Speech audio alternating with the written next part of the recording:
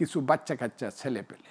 এখন আবার প্রথম করছে বৈষম্য বিরোধী ছাত্র আন্দোলন, তারপরে করছে নাগরিক কমিটি, এখন আবার করতেছে কি পার্টি, জাতীয় নাগরিক পার্টি।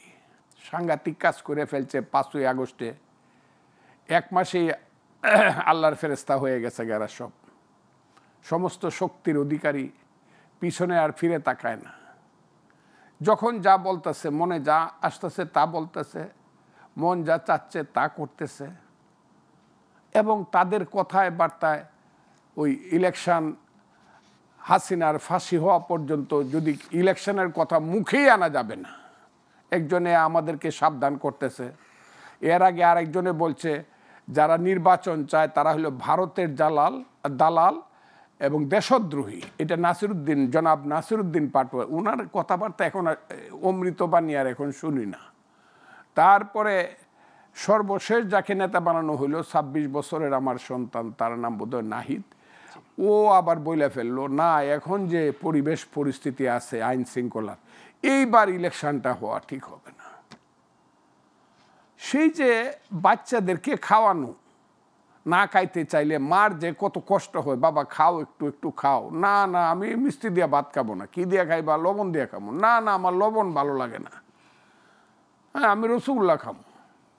এই যে ছেলে পেলেদের আবদার, এই আবদার করে এই দেশটাকে এমন একটা জায়গাতে নিচ্ছে, নিশ্চয়ই তারা কিছু ভালো কাজ করছে 5ই আগস্টের আগে, এইটা আমি অস্বীকার করব না।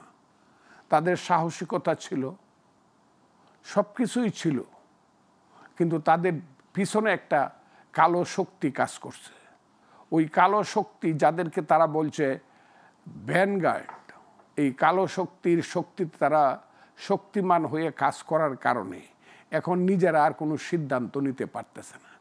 সেই শক্তি তাদের নিয়ন্ত্রণ করছে, সেই কালো শক্তি তাদের নিয়ন্ত্রণ করছে, ব্যবহার করছে। এবং তারা নিজেরা যখন কাজ করতে যাচ্ছে তারা ভুল করছে, এখানে গিয়ে মার খেতেছে। আমি তো ছাত্রলীগের প্রেসিডেন্ট ছিলাম, জেনারেল সেক্রেটারি ছিলাম, মুক্তিযোদ্ধা ছিলাম, আমার গায়ে একজনে হাত দেব জীবনে, এটা তো আমি কল্পনাই করি। এইগুলা তো হলো একদম ছোট মানুষের কাজ। একজন ছাত্রনেতার গায়ে একজন হাত দেব, মাহমুদুর রহমান মান্না, নূরে আলম সিদ্দিকী, হ্যাঁ মনিরুল হক চৌধুরী, শাহজাহান সিরাজ, আসমা, এদের গায়ে আব্দুল কুদ্দুস মাখন, ফজলুর রহমান, এইসব লোকের গায়ে, আকরাম হোসেন, এদের গায়ে হাত দিবে কেউ? তো চিন্তাই করে না। এত প্রত্যেক দিন মারামারি করে নিজেরা, এত বুঝেই না যে এটা একটা রাষ্ট্র এবং রাষ্ট্রে 18 কোটি মানুষ আছে, সব কিন্তু দেখতেছে। আগে কিন্তু খুব দেখতো না, কারণ আগে আজকের মতো ইলেকট্রনিক্স মিডিয়া বা পাবলিক মিডিয়া ছিল না। এখন তো সব কিছু টিপ দিলেই আমেরিকা থেকে দেখে ফেলে 1 সেকেন্ডে। কাজে এই অবস্থা দ্বারা এই ছেলেপেলেরা যা করতেছে, আমি জানি না এরা কোন দিকে দেশটাকে নিয়ে যেতে চায়। কিন্তু সবকে যদি বাঁচতে হয়,